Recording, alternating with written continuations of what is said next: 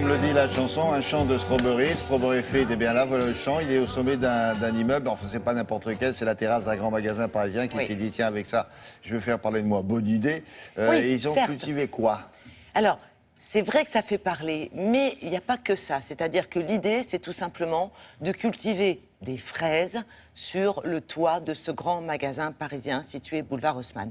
Alors évidemment, il n'y a pas de terre, donc ce sont des fraises dites hors sol, comme on dit dans le jargon de l'agriculture, sont comme de nouveaux rayons qui sont situés sur cette terrasse. Qu'on peut les acheter, bien sûr. Alors, pas encore, pas encore. parce que c'est une opération test, le temps d'installer tout ça, de planter les fraises. La récolte démarre actuellement, et pour l'instant, eh bien, il y a eu 400 kilos qui ont été réservés aux plus grands restaurateurs parisiens. Mais l'idée va au-delà du simple coût marketing, puisque l'idée, c'est tout simplement d'essayer de réduire le temps de trajet des produits alimentaires, c'est-à-dire de favoriser les circuits courts et de faire en sorte que, pourquoi pas, demain, on puisse consommer, demain, sans doute, peut-être, trouverons-nous sur les marchés des fraises qui ont été cultivées sur le toit d'immeubles.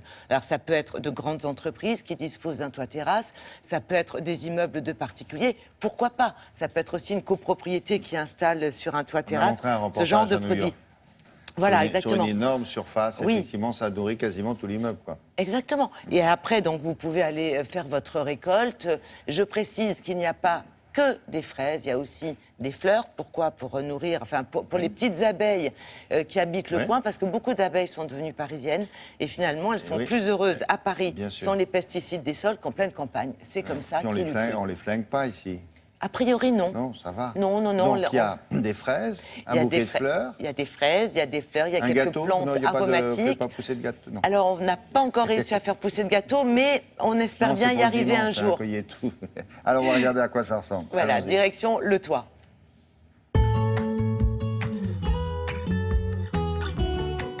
Pour monter un projet de ce type sur le toit d'un grand magasin parisien, c'est avant tout un projet d'architecture avec un permis de construire, et puis ensuite c'est un projet d'agriculture avec l'établissement d'un outil agricole performant et rentable. Nous sommes sur un procédé de culture hors sol biologique, c'est-à-dire que nous n'utilisons pas de pesticides, pas d'herbicides et aucun produit chimique. Ici, 21 000 plants sont cultivés à la verticale en utilisant la vie et en reproduisant un écosystème naturel.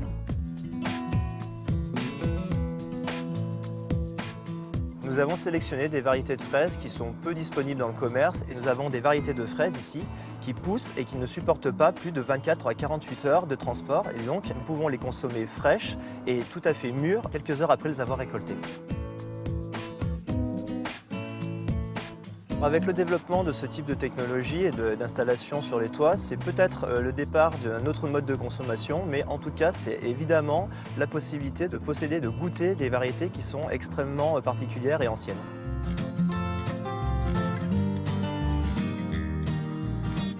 Étant donné que cette expérience est une première en son genre, nous réservons la qualité de ces produits et en tout cas l'intégralité de ces récoltes aux grands restaurateurs parisiens, qui eux sont les juges de la qualité de nos produits.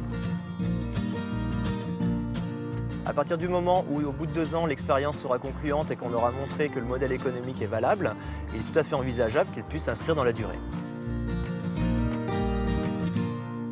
Et ça peut marcher dans le cas d'immeubles où il y a un supermarché, où il y a un rayon alimentaire. Et on dit, si vous voulez des fraises, il faut monter au 7e. Oui, ou alors déjà, on peut aller les cueillir et les mettre à disposition. Je pense que bientôt, pour l'instant, c'est tout nouveau, ça démarre. C'est installé jusqu'en octobre 2016. Donc, pour l'instant, ce sont les grands chefs cuisiniers parisiens. Il faut dire que d'ici quelques temps, ça sera peut-être dans les supermarchés en rayon de en proximité de ce magasin.